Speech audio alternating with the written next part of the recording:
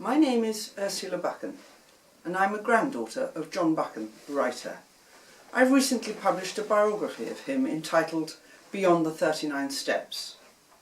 John Buchan is probably best known these days as a writer of fiction, but he also wrote some cracking good short stories. And I'm going to read now from the Runagates Club, a collection of short stories published in 1928. This story is entitled School Scary. It happened a good many years ago, Howell continued, when I was quite a young man. I wasn't the cold scientist then that I fancy I am today. I took up birds in the first instance chiefly because they fired what imagination I possess. They fascinated me, for they seemed of all created things the nearest to pure spirit, those little beings with a normal temperature of 125 degrees. Think of it. The goldcrest, with a stomach no bigger than a bean, flies across the North Sea. The curlew sandpiper, which breeds so far north that only about 3 people have ever seen its nest, goes to Tasmania for its holidays. So I always went bird hunting with a queer sense of expectation and a bit of a tremor, as if I was walking very near the boundaries of the things we are not allowed to know. I felt this especially in the migration season. The small atoms, coming God knows whence and going God knows whither, was sheer mystery. They belonged to a world built in different dimensions from ours. I don't know what I expected, but I was always waiting for something, as much in a flutter as a girl at her first ball. You must realise that mood of mine to understand what follows. One year I went to the Norland Islands for the spring migration. Plenty of people do the same, but I had the notion to do something a little different. I had a theory that migrants go north and south on a fairly narrow road. They have their corridors in the air as clearly defined as a highway, and keep an inherited memory of these corridors, like the stout conservatives they are. So I didn't go to the Blue Banks, or to Noop, or to Hermanus, or any of the obvious places where birds might be expected to make their first landfall. At that time I was pretty well read in the sagas, and had taught myself Icelandic for the purpose. Now it's written in the saga of Earl Skuli, which is part of the Jarla saga, or saga of the Earls, that Skuli, when he was carving out his earldom in the Scots Islands, had much to do with a place called the Isle of the Birds. It is mentioned repeatedly, and the saga man has a lot to say about the amazing multitude of birds there. It couldn't have been an ordinary gullery, for the Northmen saw too many of these to think them worth mentioning. I got it into my head that it must have been one of the alighting places of the migrants, and was probably as busy a spot today as in the 11th century. The saga said it was near Halmarsness, and that is on the west side of the island of Una. So to Una I decided to go. I fairly got that Isle of Birds on the brain. From the map it might be any one of a dozen skerries under the shadow of Halmarsness.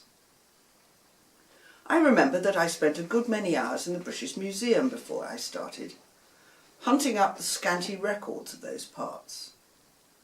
I found, I think it was in Adam of Bremen, that a succession of holy men had lived on the isle, and that a chapel had been built there and endowed by Earl Ronvald, which came to an end in the time of Malise of Strathearn.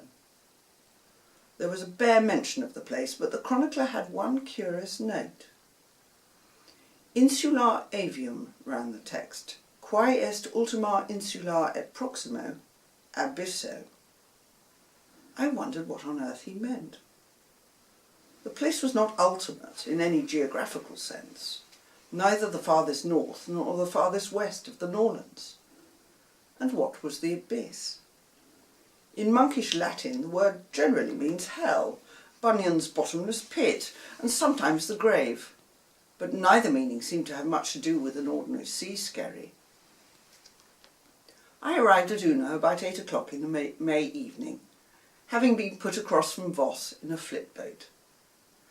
It was a quiet evening, the sky without clouds but so pale as to be almost grey, the sea grey but also with a certain iridescence in it, and the low lines of the land a combination of hard greys and umbers, cut into by the harder white of the lighthouse.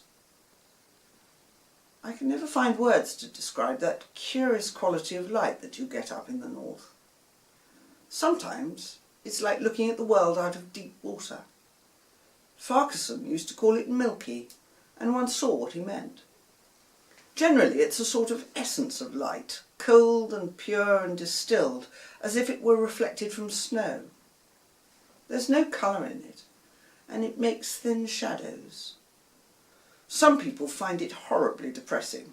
Farquharson said it reminded him of a churchyard in the early morning where all his friends were buried. But personally I find it tonic and comforting. But it made me feel very near the edge of the world. There was no inn, so I put up at the post office, which was on a causeway between a freshwater loch and a seavow, so that from the doorstep you could catch brown trout on one side and sea trout on the other. Next morning I set off for Halmersness, which lay 5 miles to the west over flat moorland, all puddled with tiny lochans. There seemed to be nearly as much water as land. Presently I came to a bigger loch, under the lift of ground which was Halmersness. There was a gap in the ridge through which I looked straight out to the Atlantic, and there in the middle distance was what I knew instinctively to be my island. It was perhaps 1/4 of a mile long, low for the most part, but rising in the north to a grassy knoll beyond the reach of any tides. In parts it narrowed to a few yards' width, and the lower levels must often have been awash, but it was an island, not a reef, and I thought I could make out the remains of the monkish cell. I climbed Halmersness, and there, with nesting skuas swooping angrily about my head, I got a better view. It was certainly my island, for the rest of the archipelago were inconsiderable skerries, and I realised that it might well be a resting place for migrants, for the mainland cliffs were too thronged with piratical skuas and other jealous fowl to be comfortable for weary travellers. I sat for a long time on the headland, looking down from the 300 feet of basalt to the island 1/2 a mile off, the last bit of solid earth between me and Greenland. The sea was calm for Norland waters, but there was a snowy edging of surf to the skerries which told of a tide rip. 2 miles farther south, I could see the entrance to the famous roost of Una, where, when tide and wind collide, there is a wall like a house, so that a small steamer cannot pass it.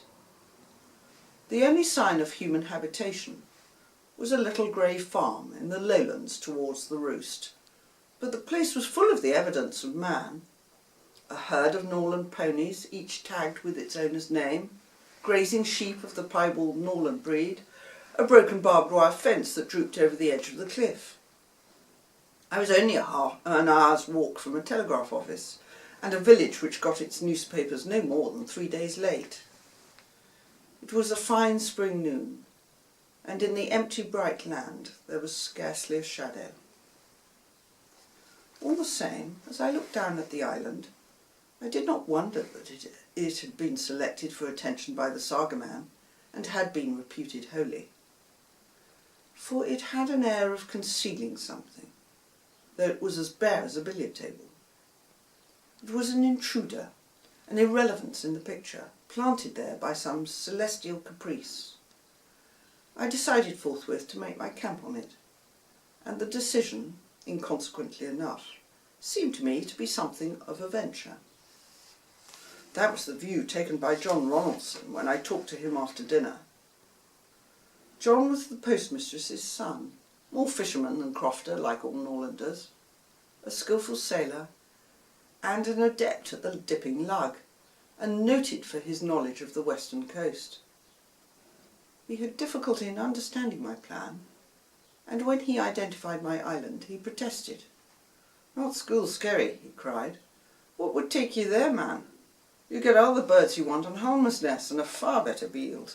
You'll be blown away on the Skerry if the wind rises." I explained to him my reasons as well as I could, and I answered his fears about a gale by pointing out that the island was sheltered by the cliffs from the prevailing winds and could be scourged only from the south, southwest or west, quarters from which the wind rarely blew in May. "It'll be cold," he said, "and wet." I pointed out that I had a tent and was accustomed to camping. "You'll starve." I expounded my proposed methods of commissariat. "It'll be an ill job getting you on and off." But after cross-examination he admitted that ordinarily the tides were not difficult and that I could get a rowboat to a beach below the farm I'd seen. Its name was Skurrivo. Yet when I had said all this he still raised objections, till I asked him flatly what was the matter with School Skerry. "Naebody gangs there," he said gruffly. "Why should they?" I asked. "I'm only going to watch the birds." But the fact that it was never visited seemed to stick in his throat, and he grumbled out something that surprised me.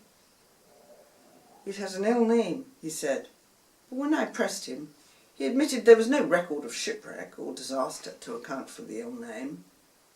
He repeated the words School Skerry as if they displeased him. "Folk dinna gang near it. It has aye had an ill name. My grandfather used to say that the place wasna canny." Now your Norlander has nothing of the Celt in him, and is as different from the Hebridean as a Northumbrian from a Cornishman. They are a fine, upstanding, hard-headed race, almost pure Scandinavian in blood, but they have as little poetry in them as a Manchester radical. I should have put them down as utterly free from superstition, and in all my many visits to the islands I've never yet come across a folk tale, hardly even a historical legend. Yet here was John Ronaldson, with his weather-beaten face and stiff chin and shrewd blue eyes, declaring that an innocent-looking island wasna canny, and showing the most remarkable disinclination to go near it. Of course, all this only made me keener. Besides, it was called School Skerry, and the name could only come from Earl Schooley, so it was linked up authentically with the oddments of information I had collected in the British Museum, the Jarla Saga, and Adam and of Bremen and all the rest of it. John finally agreed to take me over next morning in his boat, and I spent the rest of the day in collecting my kit. I had a small tent and a Wolseley valise and half a dozen rugs, and since I'd brought a big box of tin stuffs from the stores, all I needed was flour and meal and some simple groceries. I learned that there was a well on the island, and that I could count on sufficient driftwood for my fire, but to make certain I took a sack of coals and another of peats. So I set off next day in John's boat, ran with the wind through the Roosteruna when the tide was right, tacked up the coast, and came to the Skerry early in the afternoon.